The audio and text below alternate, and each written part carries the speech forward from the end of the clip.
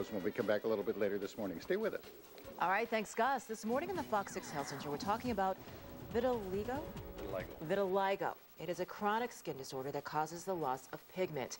People who have developed it, they develop white patches, and it's often both a medical and an emotional issue. Johnny Ramos from the National Vitiligo Foundation joins us this morning, and I think it's not that uncommon as far as people maybe seeing someone with it, but people not really knowing what they're seeing. Exactly. Sometimes you look like a burn victim in some sorts. People will come up and ask the question, is that contagious?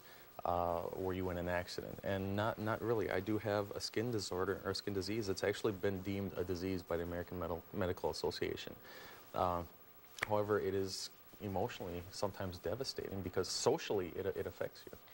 There's no cure. No known cure at this point. No medication. There are treatments per se, however, it's hit and miss whether they work, yes. And so the foundation's work really is to just get awareness out, to let people know what this condition is and that there's support out there. Yes, public education, public awareness, and support are the platforms of the National Vitiligo Foundation. There is a foundation out there for people who are living with vitiligo. I don't like to say suffering from vitiligo, I like to say living because there's a difference. I am living with vitiligo, I am not suffering. When did you, and you're fortunate because I know that you have it, and I really couldn't tell.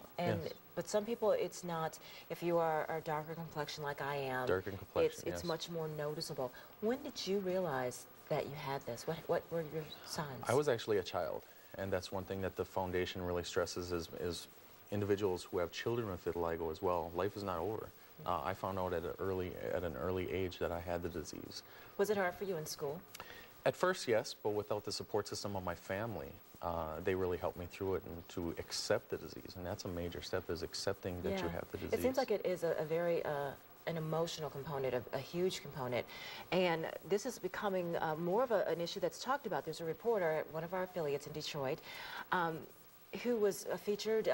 He did an interview with Larry King, and he has vitiligo. Yes. And he's just amazing. He's an entertainment reporter. He's out there with all the glamorous people, and it hasn't held him back one bit. No, Lee, he is a colleague of mine. Yeah. And yes, exactly. It's all accepting the disease, being educated about the disease, and getting the support you need.